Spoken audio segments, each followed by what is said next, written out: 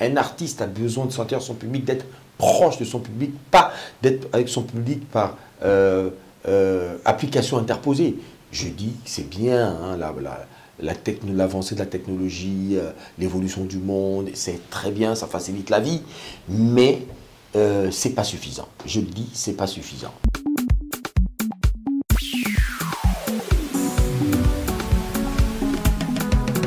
Africa now our continent, oh, we no need to fight no more. Everybody unite and be in peace. Oh, lo, lo, lo. Wake up, Africa. Wake up, my sisters. Wake up, my brothers. Let us unite no more. Oh yeah, let us go. Everybody follow me. We are Africans. We are one people. Be your brothers, keepers, brother man. Hey, let us be together. No time for war. Je veux voir Original Iboga. On va désigner qui rentre. Parce que ça va être le final de...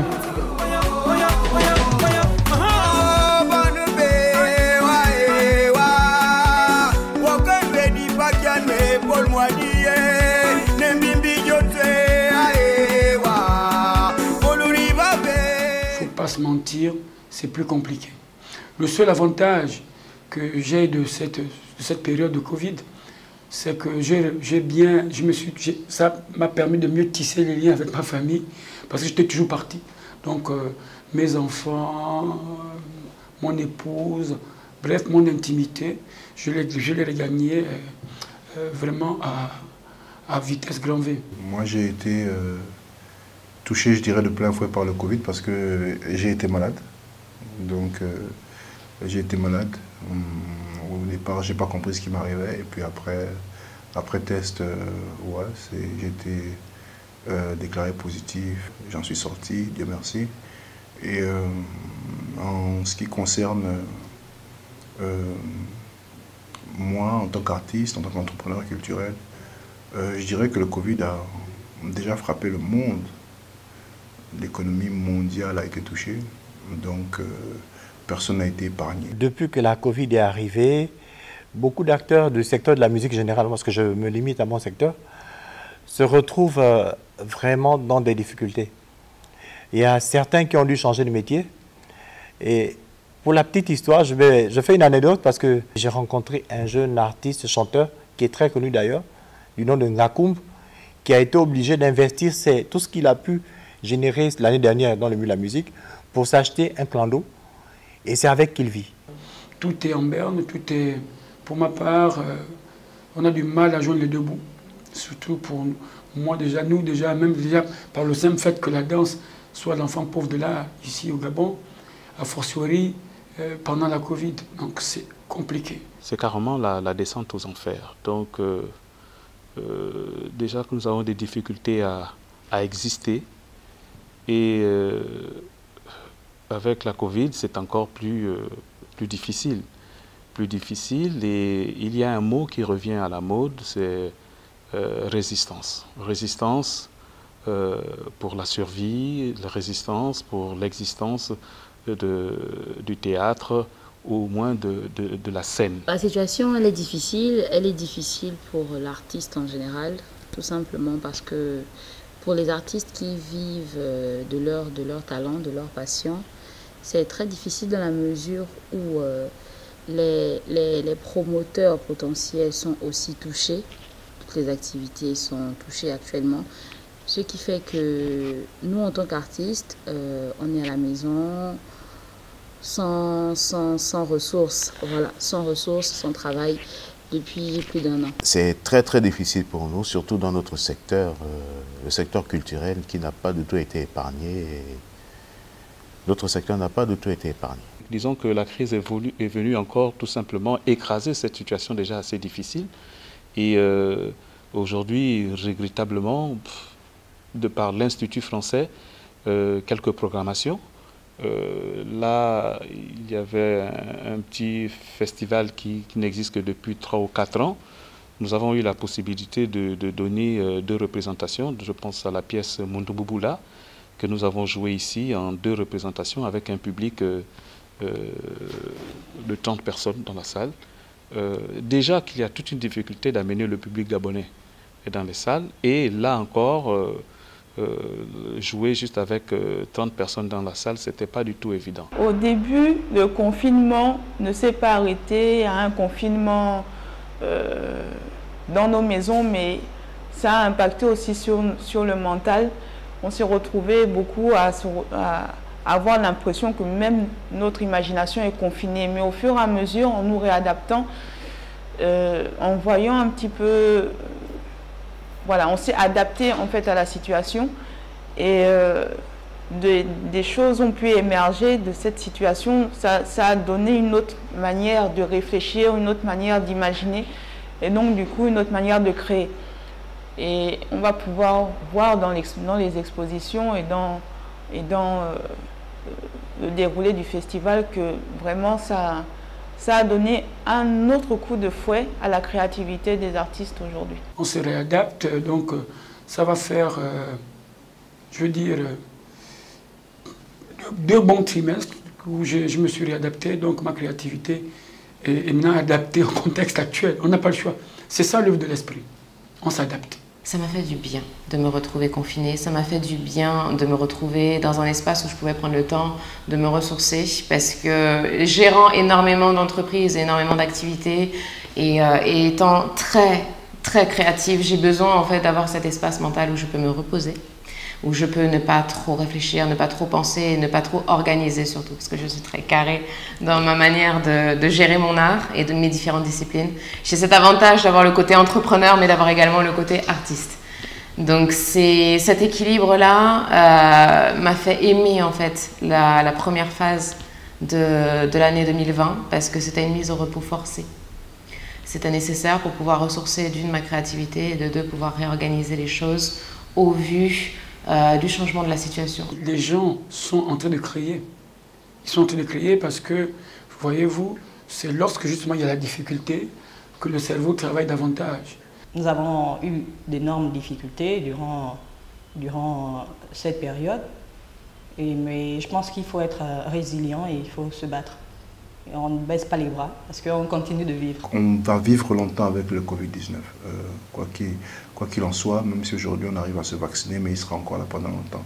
Donc on a opté pour créer du contenu parce qu'aujourd'hui, il y a le numérique. Et nous, on a beaucoup négligé le numérique dans notre pays. On est les derniers de la classe, je veux dire, question numérique. Et donc, voilà, on s'est réadapté, on s'est tous tournés vers le numérique. Le Covid a vraiment redistribué les pions sur l'échiquier, que ce soit dans le milieu de l'art, dans le milieu de l'économie de manière générale, géopolitique, n'en parlons même pas. Je ne vais pas rentrer dans les détails, mais pour rester dans l'art, il faut absolument que les artistes, et surtout dans notre pays, puissent nous réinventer, surtout dans la manière de distribuer, dans la façon dont on distribue en fait notre production intellectuelle. Donc pour ce pan-là, 2020 a été une année de ressources, de repos, mais également de nouvelles stratégies, de reprise de l'école, d'une certaine manière. J'aime bien appeler ça l'école, parce que je me forme constamment, je me forme tous les jours, et en fait, Internet est juste une mine d'or, et c'est notre fenêtre, notre ouverture sur le monde. Donc ça m'a permis d'apprivoiser un certain nombre de techniques, de manières, de nouvelles façons de faire, qui vont me permettre de pouvoir continuer à vivre de ma passion.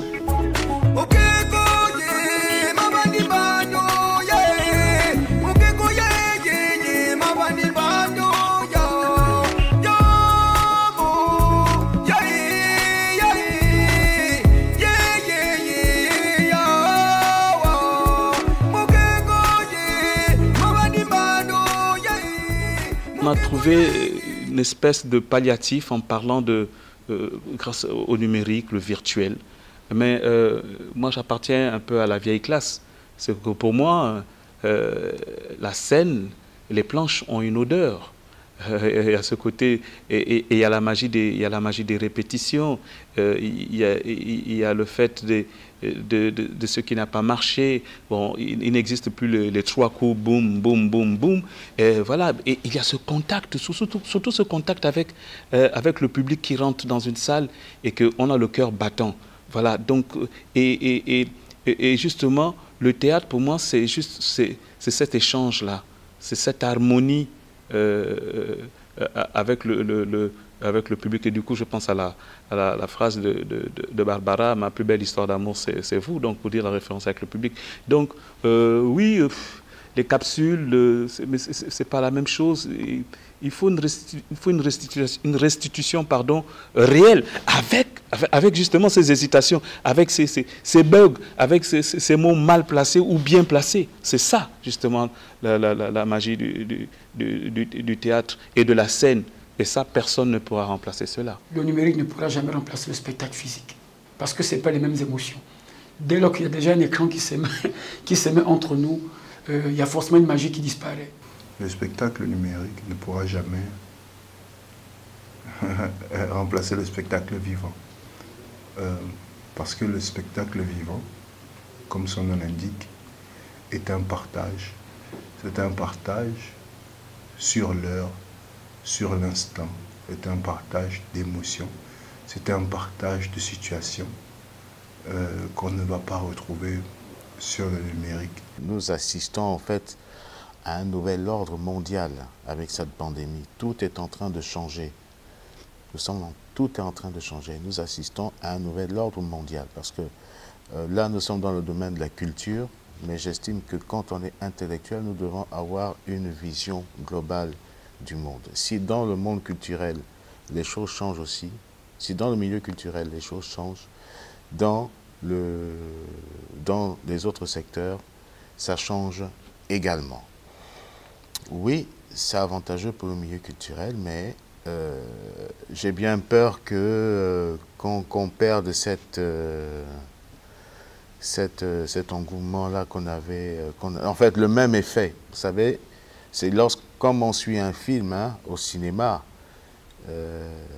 ce n'est pas le même effet lorsque vous le suivez, que ce soit sur un ordinateur ou bien sur une plateforme. L'effet n'est pas le même. Dans le domaine des expositions, ça change les choses parce qu'une photo imprimée, une photo physique n'a pas le même impact qu'une photo vue sur écran.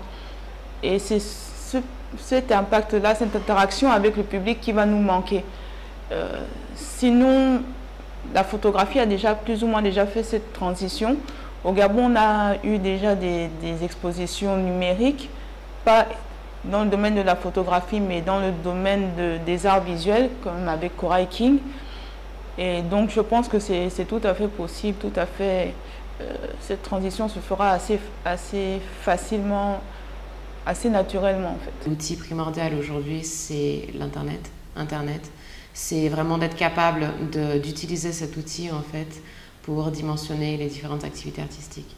Je prends l'exemple du design. Donc pour Oyago, je n'ai eu aucun mal pendant le confinement à organiser mes défilés de la maison. J'étais mon propre mannequin et j'exposais les tenues qui étaient créées au fur et à mesure. Pour Ogweli, qui est la marque de cosmétiques, le plus gros de ma campagne com se fait sur les réseaux sociaux, notamment Instagram et Facebook. Pour ce qui est de la musique, je pense qu'il est essentiel que les artistes gabonais commencent à s'intéresser au streaming parce que la source de revenus à la base qu'on connaissait chez nous, c'était les scènes.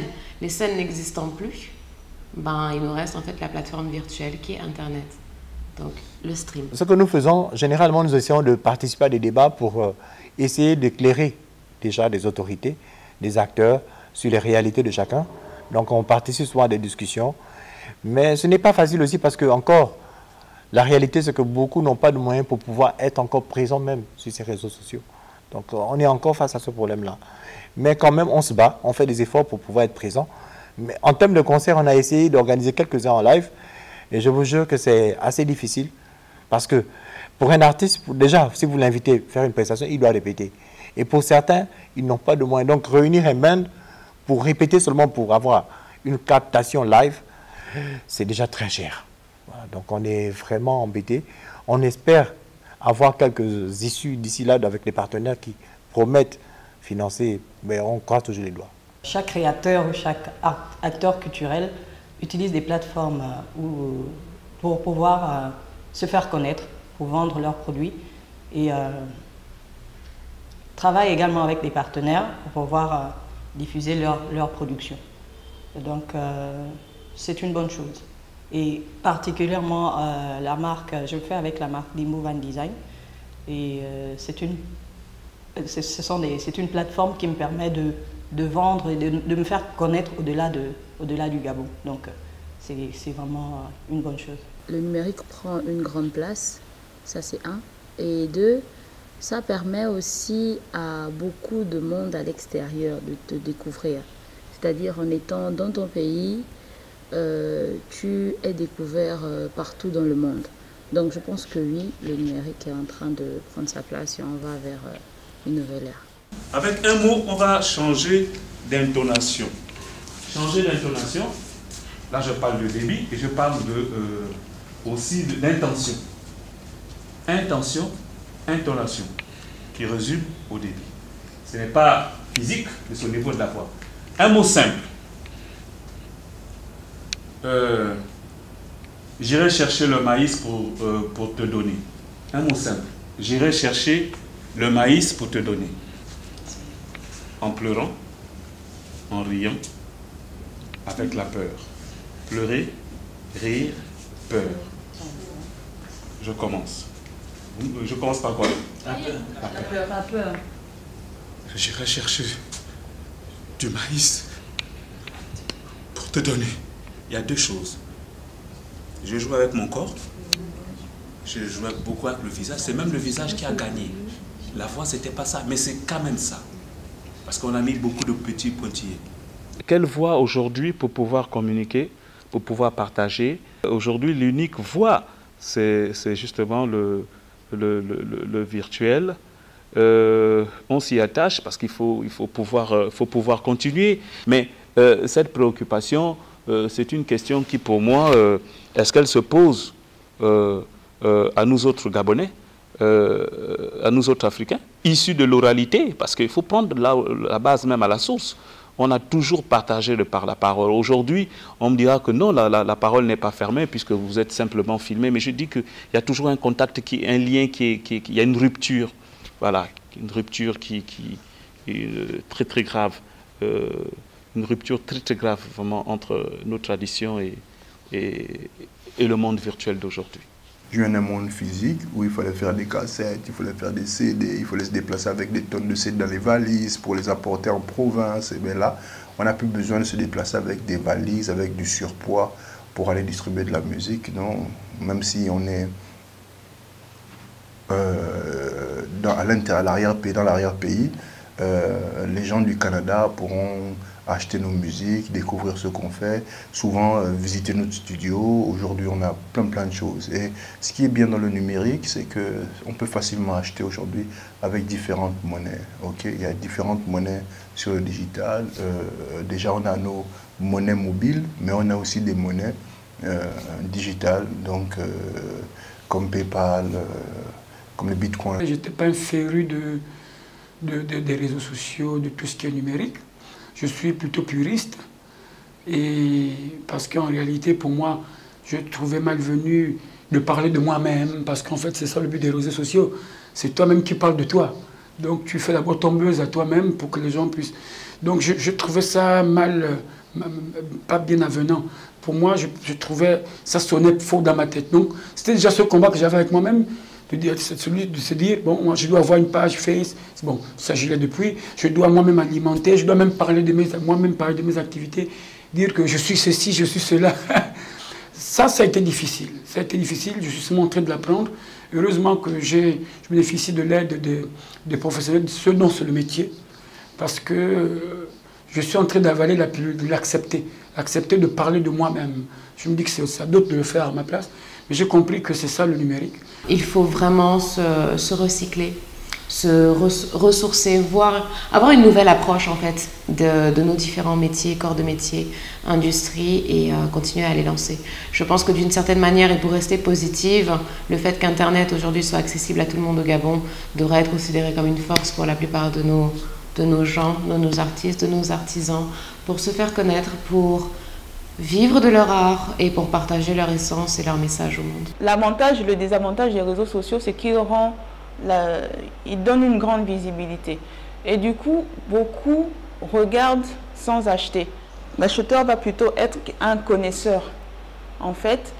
Et c'est sûr que les réseaux sociaux sont une occasion de se faire repérer par des collectionneurs, par des acheteurs. Mais je ne pense pas que la plupart des followers vont être des acheteurs. Ils vont apprécier l'image, ils vont apprécier l'art ou l'artiste. Mais après, pour investir directement, acheter une œuvre, moi je vais parler au niveau du Gabon, on n'a pas encore vraiment cette culture-là. Et il va falloir qu'on emmène les gens, le public, à se rendre compte que la photographie est un art à part entière, qu'il mérite d'être monétisé, qu'il mérite qu'on l'achète, que ce sont des œuvres d'art à part entière. Parce que c'est vrai que dans l'inconscient collectif, c'est plutôt, quand on parle de photographie, on va penser à l'événementiel, au mariage et tout ça, alors qu'il y a beaucoup plus de champs. Comme pour le moment, pour essayer de nourrir son homme et tout, essayer de vivre de son art, de son activité artistique ou culturelle, c'est en s'adaptant justement au numérique et tout, on va le faire. Et lorsque les choses reviendront à la norme, à la normale, ben, on repartira en physique, en présentiel. We are Africans, we are one people. Be your brothers, keepers, brother men. Hey, let us be together. No time for war. Chinekebe. Oh, you follow me happy, brother. Everybody follow me, make it dance.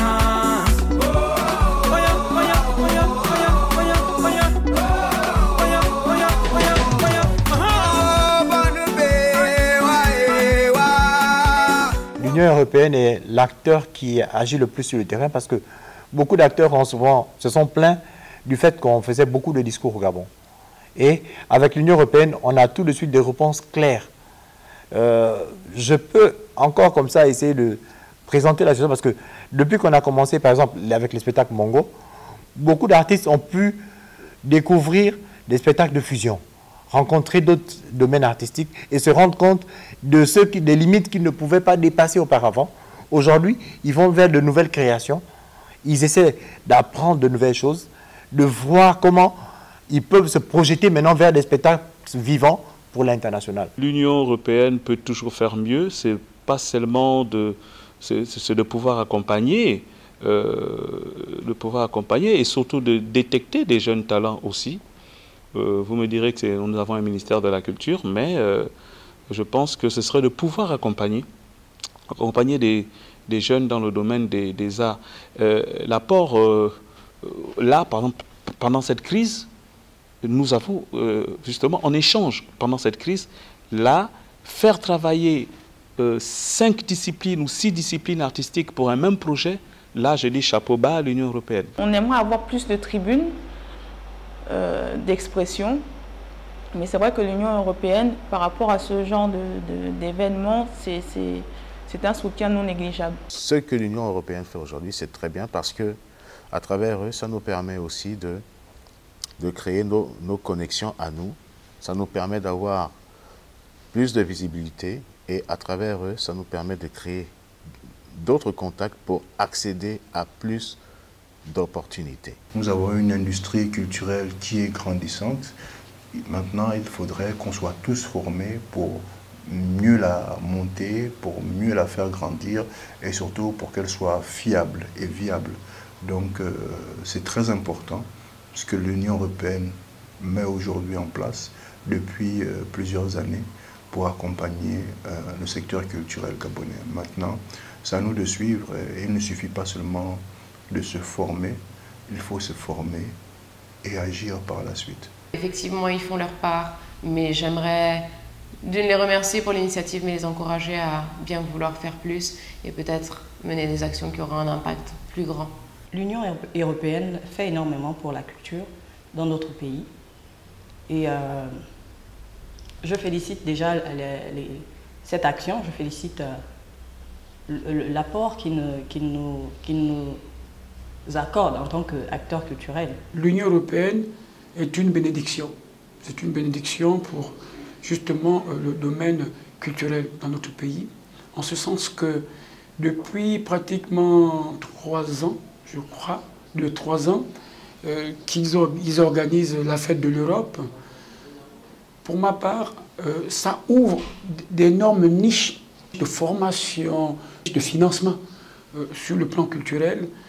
Pour ma part, s'il y avait 2 ou 3 organismes de ce genre qui venaient épauler, qui venaient accompagner les acteurs culturels que nous sommes, je dis pour ma part, on ne se gratterait pas la tête.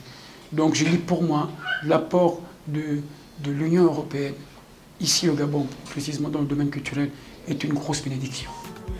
We are Africans, we are one people. Be your brothers, keepers, brother men. Hey, let us be together. No time for war. Chinekebe. Oh, you follow me happy, brother. Everybody follow me, make we dance. Merci à l'Union européenne, merci de continuer à veiller sur nous, de nous épauler. C'est une excellente initiative. Franchement, on espère que ça va se pérenniser et surtout qu'il y aura beaucoup d'autres initiatives comme ça.